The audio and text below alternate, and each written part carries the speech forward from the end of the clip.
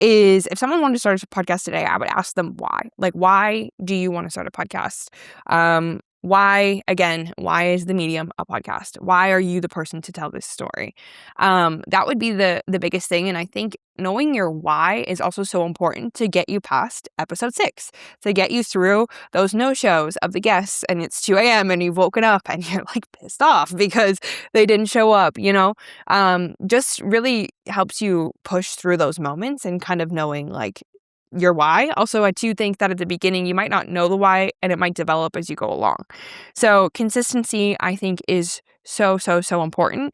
Consistency doesn't have to mean a weekly show, doesn't have to mean a bi-weekly show. Consistency is whatever that means to you and being consistent with that. So maybe you can only publish a show once a month. Just be consistent with that and do your very best there. Kind of piggybacking off of that, I don't know if this is like going to be too specific, but to remain consistent, I think organization is great. And something that I notice people don't do is create a production calendar, which is so important, especially if maybe you have the opportunity and the privilege to have a team.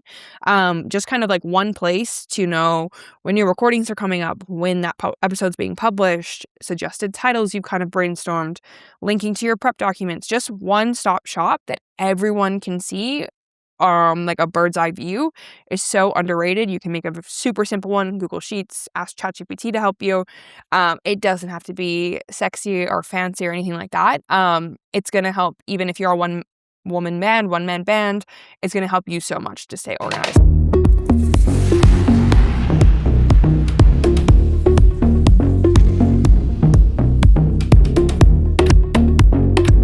Welcome, everybody, back to the Full Battery Media Podcast. I am your host, Sean Trace, and I have an awesome guest with me today. Can you tell me who you are and what you do? Yeah, my name's Emma Krebs, and I am a podcast producer. Awesome. How did you get started on this path? For me, it started in like 2019, 2020. I was consuming a show called the Minimalists Podcast. I was obsessed with it. And I always wanted to like create something. And so from there, I ended up being deeply inspired by them. And I created a show called The Curious One. And so I did that for a couple years. And then I had a full circle moment where I actually got a job on the Minimalist Podcast, the original show that had inspired me. So from there, that kind of like took me on my journey. I had to relocate to Los Angeles for that. And I was eventually in rooms with people that worked in the industry. I didn't even know the industry existed in podcasting. And so from there, I've just had such a hunger to learn as much about the industry and gain as much as experience as I can. So I've had a career of over like 6 years now of freelancing in the industry. That's awesome. Well, and it leads, like, there's so much cool stuff to unpack there. Like, the fact that you started out, like, inspired by something and full circle got a job on that is beyond awesome. And so that just leads me to, like, think about, like, what what did you learn that let you come back full circle to get the knowledge to get there? I would think that my curiosity and my hunger to learn more would honestly, in those initial days, was like such a value add. The industry has been around for over 20 years, but at the same time, it's still so new. So I almost feel like if you have different skills, like soft skills maybe, that are not as like technical, which I was building as I was starting out learning my own show. Like I didn't go to school for media or anything like that. And so I think just having like the tenacity to keep going and to learn and the curiosity was really valuable, especially working on a already developed show to just kind of bring in a new energy. And so from there, I actually started to then build my technical skills further throughout my career, if that kind of makes sense. I love, yeah, it totally makes sense. You're kind of like laser honing your abilities and your like direction. But it leads me to think about this because like you've worked with some really strong creator brands. Like, what do you think separates a good show from one that actually builds a loyal audience and just crushes it, you know? Mm-hmm. I think about this a lot. It's also like kind of front of mind right now, because there also comes a point where you work with like these longer term creators and you almost have to like work with them to re-question who they are and kind of like what we're working on throughout, if that makes sense. Whereas like when you're starting fresh, you have no identity to your brand, to your name, etc., and you can just kind of experiment and try different things. I feel like the people that I've worked with that have had like success in the space have been, I don't like the word authentic, so I'd rather say they're telling a story or having conversations that only they could have. And that's something that I think is still like important to this day, especially if someone was just starting a new show or something. It's thinking about like, who are you? What makes you different? And why is it you that is telling the story? And like, why is it uniquely only you that could tell the story or have these conversations? So I think that would be one thing, because I'm moving away from the word authenticity because I think it's, people use it a lot, right? Right. I also think the audience has to have some sort of connection with the guests and like resonate with the guest in some way. When you think about, say, like a lifestyle creator, I consume a lot of like lifestyle content. I feel like the minute that these people kind of reach a certain point, I lose connection. I lose relatability. And for me personally, I kind of like pivot. So I think that is also another like important thing to consider. And then, like, I think the most important thing for me being a producer is working with a host that is like engaged, is interested, is wants to be there, is curious, is make or break for the show. Because if the host is not feeling that way, maybe they're busy, maybe they have other commitments, and the talent's just coming in, reading your script and going from there, it's really hard to be engaged, and it's really hard for the audience to be engaged as well. But yeah, it is hard for them to be engaged. You have to have that thing that just is that magnetic thing that pulls people in. And I think that every show has to figure out what that magnetic thing is for that show. Mhm. Is it the personality of the host? Is it the topics? Is it you're willing to talk about something that other people are not willing to talk about? Mhm. And I mean, I love watching and listening to great shows that do that because they've figured that out. But I think that the whole team has dialed that in together. And from a producer's perspective, what's the biggest mistake creators make when they start a YouTube first podcast? It's funny because I feel like I come from like the podcasting industry, and then a bit about more about my journey is that I was working solely on audio for shows and very involved in the podcasting industry, where a lot of people came from like journalism, radio. When I was living in the UK, a lot of people from BBC, and video was almost like the secondary conversation, if really not even a conversation. And so for me, I didn't have many friends growing up, so I loved YouTube. I logged on to YouTube when I was like 11, 12, and I just consumed as much as I could. So I had this interest of YouTube, and then this also interest and knowledge from the podcasting industry. And so when I began to really, I feel like, take off in my career was when I really pivoted and like lent into both. So that's a tangent for another time too. But that being said, what I understood was that you could not just publish a audio first podcast on YouTube.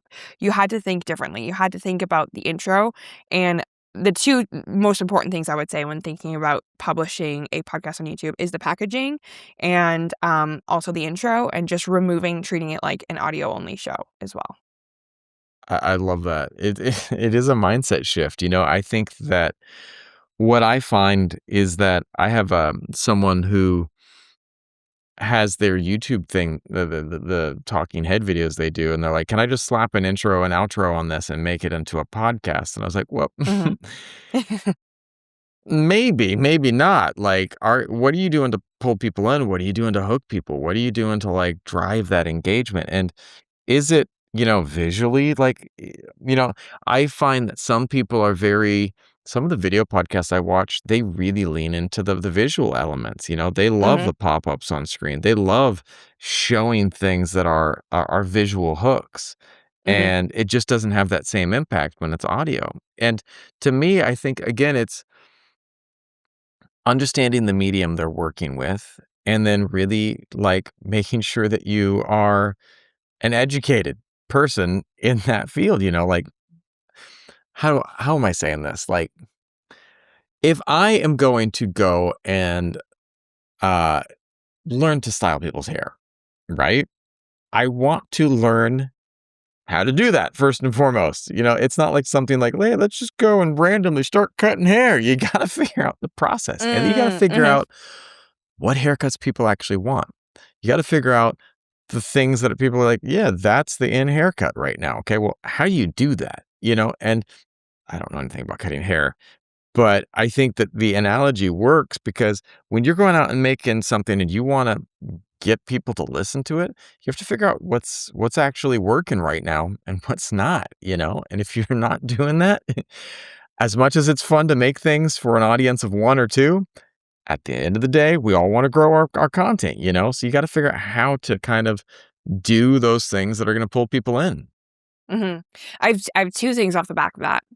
One is that I don't know if people do this enough. This is maybe just a question to the world of when I had my own show. I had my own show for like a couple years. I was obsessed with learning how to facilitate a good interview, how to have good conversations, and just kind of like what went into that. And I was like studying different interviewers. I was reading books about it, about connection, about conversation, that kind of stuff. And I don't know if other people are as like obsessed as I was about that.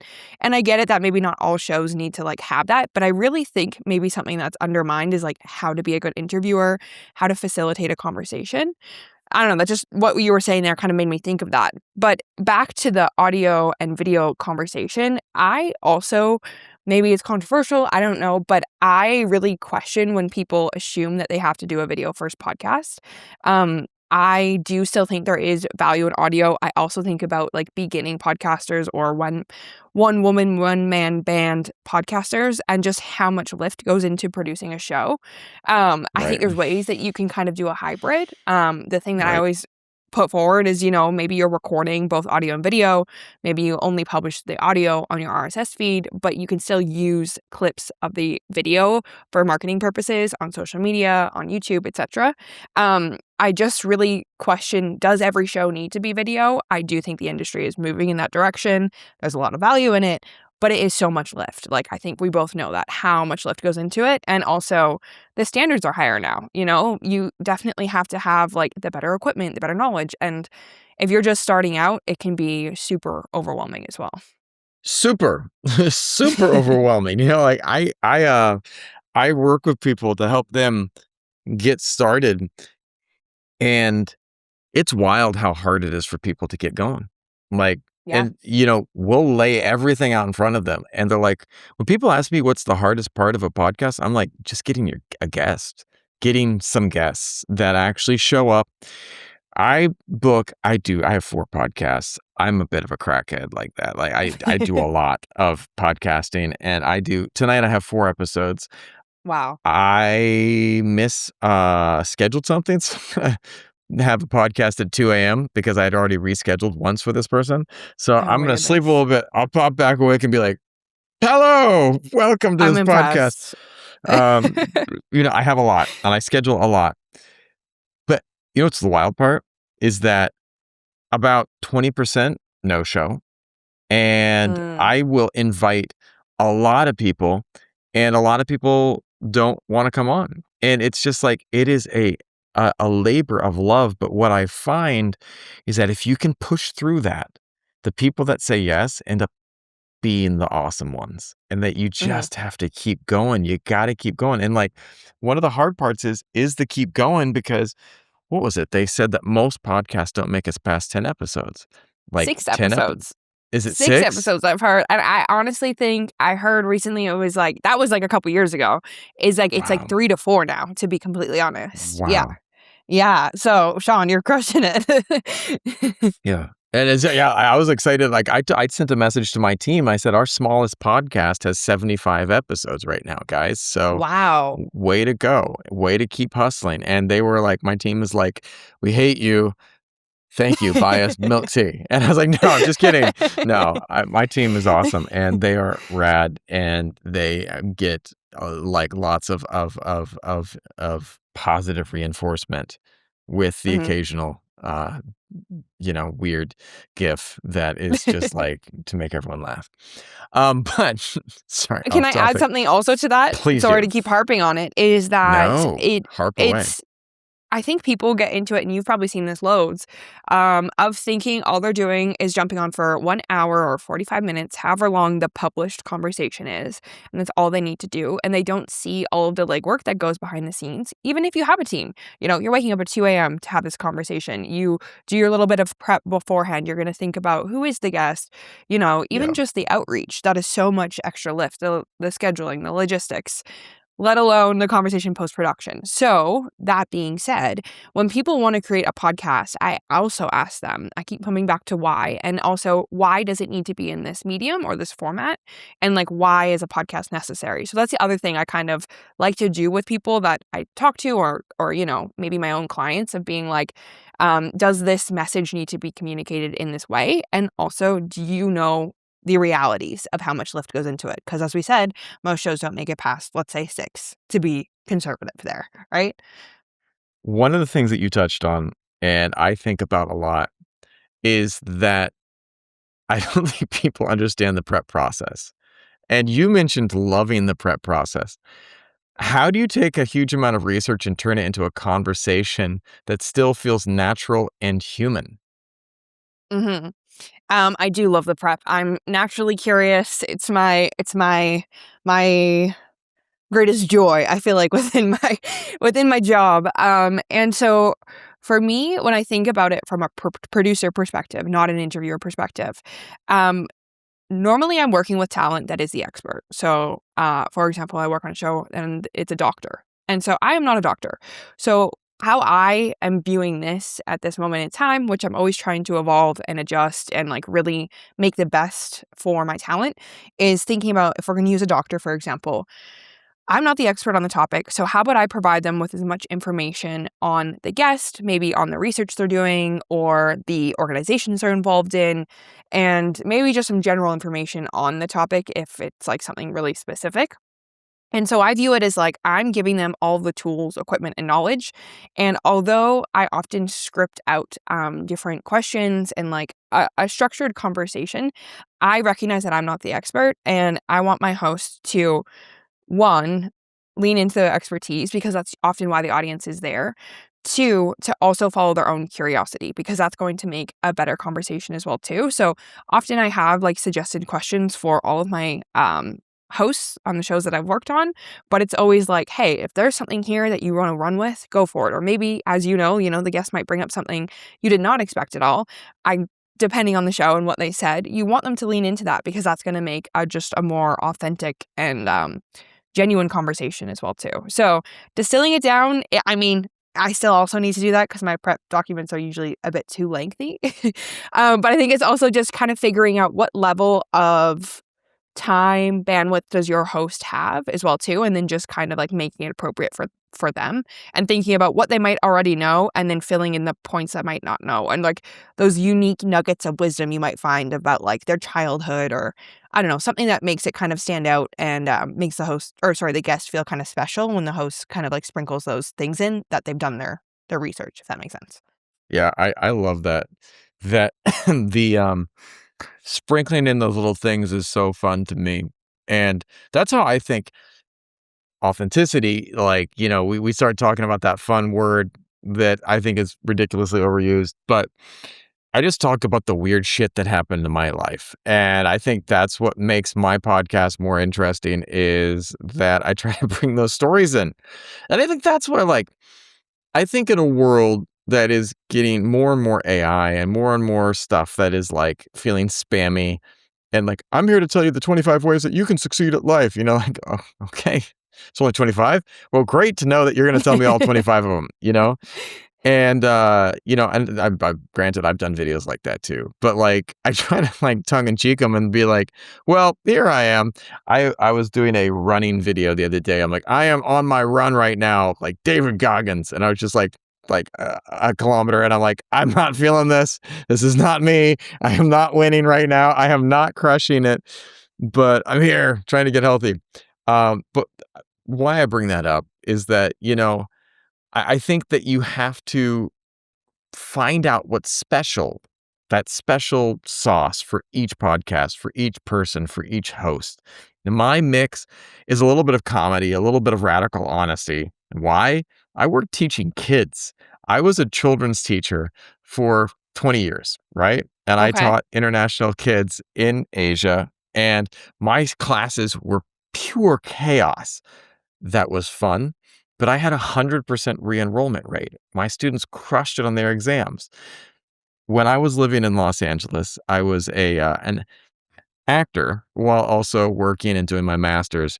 And one of my bosses pulled me aside. She's like, what are you doing here? What's your job? Is it to educate or entertain? And I was like, well, it's to educate. She's like, bullshit. It's to entertain. They don't come to this school unless they're entertained. And I was like, she's like, you're an actor, entertain people. And I was like, well, okay, let's see how that goes. And my classes turned out being fun. And I think with like when you're building something, if you're starting your own content, you have to figure out what's special about you. What's the angle that you have, you know?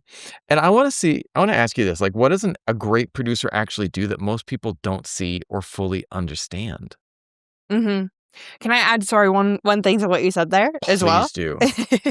I was just having this conversation with my friend the other day. She's a producer. She comes from traditional. She worked on reality TV, and she's solely now just a YouTube producer. Not that that's like an enhancement. Not that she's just a YouTube producer. She is a YouTube producer. Anyways, and we were just talking strategy just about our current clients and, just thinking about things. She was talking about how she was listening to Mark Rober on Colin and Samir, and he was talking about like hiding the vegetables and how just the impact of entertainment is like you need to Yeah. be entertaining while also, providing nuggets of value and knowledge, wisdom, whatever your audience is coming to. And that's kind of what I feel like you were saying there. Like you're educating people, you're educating your students, right? But you're doing it in an entertaining way, which is going to make them more engaged, and feel more Yeah. connected to you as well too. So yeah. Um okay, and then you asked me what makes a good producer that we don't see behind the scenes, right? Yeah. Yeah. Okay. I just gotta say before you answer that, when you're talking about Please hiding the go carrots, for it. Go for like, it. for anybody, like the visual image that popped into my head was like trying to feed my dog medicine and like getting like a sausage or something and trying to shove like the medicine inside, like, here it comes. Yep. That just popped into my head. But yeah, that's what I think what content is all about. Like you're trying to figure out a way to get that in there and have people enjoy it in the process, you know? Yeah, because there's so many ways that you can get information now. So it's like, why are they choosing Yeah, to come to you? I think there has to be 100%. some sort of entertainment when everywhere it's like trying to get our attention and entertain us. So yeah, I just Yeah. like that analogy, and I'm just kind of like I've been chewing on that the past like 2 weeks now. Um, as for a producer that people don't see behind the scenes, I feel like producer is a really umbrella term. So people can Yeah. do all different things as a producer. For me, a lot of things that I think people don't understand or don't often are surprised by maybe it's just like the amount of logistics and emails that I'm sending. That would be like a Right. lot of my job. You Right? understand that? Yeah. Oh And my god. the organization that's necessary of like the follow-ups or remember this date or I don't know, that kind of stuff. Maybe also how much goes into pre-production. Again, depends on the show. Oftentimes, usually on the shows I work on, I will do a pre-interview with my guests, like just these things, the research, how long the research often takes me to create, those kinds of things. The other thing is the people skills. I think I said this kind of like at the Yeah. beginning. For me, I didn't go to school for media. I say I went to like the school of, without sounding cliche, like the school of life. Like I went out and traveled for quite a few years for most of my 20s. And so from there, I feel like I learned a lot of skills about navigating people, navigating the world, Yeah. situations, my strengths, my weaknesses. And so it is, again, in a time of AI, like I am dealing with people a lot. I'm dealing with my host as a person, right? And so I think having those experiences really has helped me to show up better in my career. And also just like the another big thing that I've been learning is just like building trust with your talent, with your team, and just kind of like Yeah. what goes into that. And so again, I think like those initial days of traveling, you don't know a single person and you have to walk out into your hostel or your street, whatever, and like say, "Hey, I'm Emma," like, just kind of like putting yourself out there. I think just, yeah, like navigating people, different guests, having those pre-interviews and having those people skills is probably the other thing that I would say people might not really recognize. I love that. I want to ask you this too, because you've, helped build shows that get millions of views. What role does format and structure play versus having a great guest? Because I mean, this is something I'm starting to look at. We had a guest the other week that just brought in a ton of views and crushed it. But we also have to have that structure and just consistently be putting out content. What Mhm. do you think is more important, and what do you think, creators should be focusing on? This is an interesting one because I'll also say usually these shows that, like, people look at and they're like, these are massive. If I'm just being transparent and honest about my experience, they look at these massive shows, but usually I'm already working with established creators. So whether maybe the podcast is new, but they already have an engaged community on a long form content, whether like a YouTube creator, and I've come on to help them make a podcast. So I would say that does help. Like, I'm not a strategist, I'm a producer. We have strategy growth in mind, but like there are specific podcast YouTube strategists. But guest is important. Structure is important. I think also coming back to like, why are you unique to tell this story? What's your unique POV? But in regards to growth, I also think that, again, circling back to the beginning, I think packaging is something that people also don't think about. And you can maybe put packaging into format, but I just think it's such an undermined thing when talking about YouTube. And so for the audience, they probably know, but like packaging is your title and your thumbnail when we're talking about YouTube. And just, I think that's something that is often undervalued and overlooked for sure. I love that. Yeah, right? The packaging is so huge, and I think that that's something Hmm. that my team and I are starting to look at, like, how do you put it all together, And I think that if you can figure that out, um, you're gonna go a lot further in this game because it is a game. And I wanna Hmm. ask you this too, like, how do you think about YouTube versus traditional podcast platforms? Are they fundamentally different games, or are they starting to merge and become more one? I think YouTube is still different. I think that a lot of these platforms, we see Spotify doing it. Apple is now doing it too. Yeah. They are becoming more open to video, but I just think that YouTube is its own beast. YouTube is like such a large search engine. It's one of the largest search engines. And that is just an opportunity you have that you don't have on these other podcast platforms. Um, you also have an algorithm and analytics that I have not seen on any other platform as well too. Like, nothing beats the YouTube analytics, I think, which is great when thinking about your strategy, thinking about your audience, um, what's working, what's not, experimenting and things like that. Um, sorry, I have notes on the left. No, you're fine. um, the one thing though, I will say one of maybe the downsides between YouTube and these traditional platforms is that YouTube, because it is one of the biggest search engines and you can have such great exposure to new audiences and reach, you also are like up against so many other options, right? We have a recommended feed, we Yeah. have the suggested feed on the right. Whereas I do find that podcast listeners are a very loyal audience and they are often listening while driving. So they're going to keep their whole show on, they're cooking, Yeah. they're committed to you. It's a long form medium in such an intimate way. So that's another great thing, and that's why I think niche, and, like, the whole 60 true fans is such, like, a great thing for podcasting, Mhm. but I just feel like YouTube really can give you that exposure as well. I love that. There's a lot of talk about authenticity, what we talked about Mhm, earlier, in content, but you're behind the scenes shaping that. How do you balance mhm, structure with making something, like, feel real, especially in the age of AI where it's kinda getting spammy? mhm.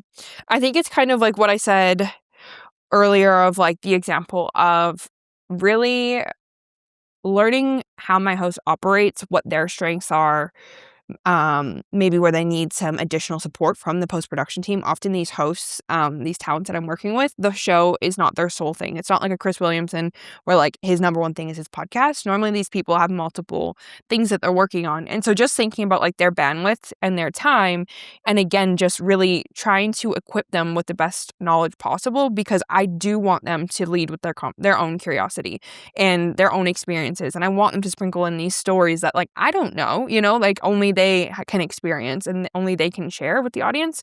So just trying to equip them with the information they need. And then if there is necessary deliverables or like specific questions I do need them to hit in that conversation, making that clear.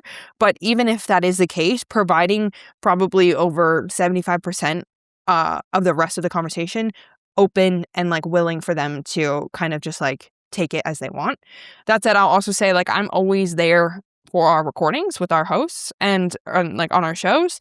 And so whether I'm digital or I'm there in person, as a producer, I do have the audience ears in mind. So like something we can do post show is that like say my host went and like really followed their curiosity and I feel like maybe the audience has some like gaps they need to fill, or maybe we missed something that like was a deliverable of like we needed to ask this question for this conversation, whatever it may Mm. be.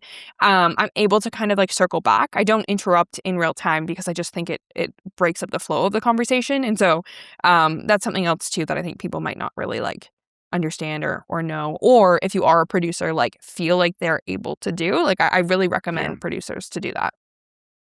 That's interesting too, because how organic do you let things flow versus how do you steer it? I think that there are conversations. I had a conversation the other night. Guy was a nice guy, but man, it went off the rails. I was just like, "Oh, where are we going right now, Yeah. man?" Yeah. And it was really weird. And like, it was the hardest. It was the hardest interview I've done, hands down, Okay. hardest interview I've done because everything I prepped, he went a different Out the direction, window. Yeah. out the window, out the Yeah. window, and it was a very I don't know, it was the weirdest interview too because he got really self-conscious, and I won't say any names. It was really, really lovely guy, but he got really self-conscious, and he kept talking about himself in a very like, "Well, this is what I do this, and this is what I do this." But then the camera stopped, and it was like, he's like, "I hope I did great. I was really nervous, and I tried to sound really important." I was like, and then we talked for 20 more minutes, and it was the most authentic, awesome conversation I've ever had. And I was like, "Dude, why didn't you go with that, man?" And I Mhm. think that it was one of the things too is like, how do you let things flow versus balancing, where you wanting to go? Because there are times where I have an idea where I want to go, but then the conversation starts and I'm like, well, dude, this is way more cool, Yeah. So it's a balancing act. And I think that that's something people don't understand. Yeah, especially if you are like now I am just a producer. I'm not the interviewer, but like I've had experience being the interviewer. So it's like you have two different, right, experiences because as a producer, I'm often like we let things go, but then just as like the host does and often on a lot of podcasts the host is also the producer, right? Or at least involved in it Yeah. in some way. And so it's thinking about one, two things is like one, always the audience. So like I want to be respectful of the audience's time. They've invested an hour, 45 minutes, 30 minutes into this. And you don't want to waste their time. So there are maybe edits you can make in post. But at the same time, as an interviewer, you are also, I don't know about you, but one of my favorite parts about podcasting was interviewing because of the connection you're building with your guests. I've created great relationships, just like I think you mentioned you've had too from this medium and like from these connections. And so there was oftentimes as a host where I would kind of let us go there just to build that relationship and that connection if it was like, if it was there. And then obviously I would just go into post production and just kind of, maybe cut things down, or maybe they were sharing stories that like they didn't want to share publicly. I'm sure you've probably had that too, where people message you Yeah. after and they're like, "Can you please remove that?" 100%. It's a balancing act for sure as well. And so I see that even with my hosts and my talent. You can see them kind of having some chats where I'm like, "Oh, I know they're gonna pick this up after we record." So you just kind of let things fly to a degree, and then Yeah. you just kind of think, "Is this relevant to the topic, to the audience, or do we need to remove it?" Right. That's so true. I wanted to ask you this too, because one thing that I try to stay on top of, and I do a horrible job, are what trends are you seeing right now in podcasting and creator content that most people haven't caught on to yet? One thing I'm seeing, and I feel like people are something I think I'm like maybe people are catching on to, and I'm catching on to, and I think of this as a producer, but even as a consumer now, and maybe again, maybe it's the shows I'm working on, the people I'm surrounded by currently, but just the credibility piece. Like I loved that podcasting was like a very low barrier to entry. There was no gatekeeping, but I do now feel like I've funny enough, 2020 me would not have believed this. I am a lot more looking at credibility. It doesn't ever necessarily have to be like accolades and titles and stuff like that, but more like maybe experience, like why is this person discussing this? And so I don't know, people now just can't be like, "Oh, I'm just going to start a podcast with my friends." Like you got to have more to it. Um I also think there is an opportunity for like experimentation. Again, this is something Yeah. I'm kind of talking about with my other producers, friends, a lot of like YouTube friends. Um, just kind of like letting go of what these experts are saying and like these formats that have been built, like they've already been done. And so what is something that is so uniquely you or so radically different or like why are these formats working? I don't know. It's an incomplete answer. I don't like know my complete thoughts, but it's something that I'm always thinking about as well too, and like just kind of like where we're headed. So I don't know, a bit of an incomplete answer, but that's kind of what I'm thinking about. Yeah. It's so interesting to me. But I want to ask you this too, because for someone trying to build a show today, where should they actually focus? Um I would say just to the first episode be consistent. Yeah. Um But backing up even more, the theme of I feel like what I keep harping on is if someone wanted to start a podcast today, I would ask them why. Like, why do you want Yeah. to start a podcast? Why is the medium a podcast? Why are you the person to Yeah. tell this story? That would be the biggest thing. And I think knowing your why is also so important to get you past episode 6, to get you through those no-shows of the guests and it's 2 a.m. and you've woken up and you're like pissed off because they didn't show up, just really helps you push through those moments and kind of knowing like your why. Also, I do think that at the beginning, you might not know the why and it might develop as you go along. So consistency, I think, is so, so, so important. Consistency doesn't have to mean a weekly show, doesn't have to mean a bi-weekly show. Consistency is whatever that means to you and being consistent with that. So maybe you can only publish a show once a month. Just be consistent with that and do your very best there. Um, Kind of piggybacking off of that, I don't know if this is like going to be too specific, but to remain consistent, I think organization is great. And something that I notice people don't do is create a production calendar, which is so important, especially if maybe you have the opportunity and the privilege to have a team. Just kind of like one place to know when your recordings are coming up, when that episode's being published, suggested titles you've kind of brainstormed, linking to your prep documents, just one-stop shop that everyone can see, like a bird's eye view is so underrated. You can make a super simple one, Google Sheets, ask ChatGPT to help you. It doesn't have to be sexy or fancy or anything like that. It's going to help even if you're a one-man band, it's going to help you so much to stay organized. So those would be like the two things I would say. The other thing again is I would say just like one thing throughout my career is and again this might be like too in the weeds, but is network. Like the relationships that I've built and like the network that I have built, I would not be where I am today if it was not for that. And that's one thing that I try to um continue to cultivate and like give my energy to throughout my whole career because it is such a payoff in the end. You never know like what you're going to need from that network. You never know the seeds that you're planting, the connections that will kind of come back around, the questions you might have to those people. I would just say like also just building your network, whether you are a host or you're a producer, is just so underrated as well too. I love that. I wanted to ask you this. Where can people go to find out more about you and what you do? Yeah. Um, I have not updated my website in a long time, but I do have a website. It's emmakrebs.com. And then like the platform I'm most active on is is Instagram. So my account is by Emma Krebs, like BY, like produced by Emma Krebs. Those would be the things, and also like my email, which is on my website, and I think it's on my Instagram. I'm always more than happy to talk to people. I have meetings with people often, like I said, about network and stuff like that, but just I don't gatekeep. I've had so many people help me out throughout my journey that I'm more than happy to just maybe be a signpost for someone else and kind of help them throughout things.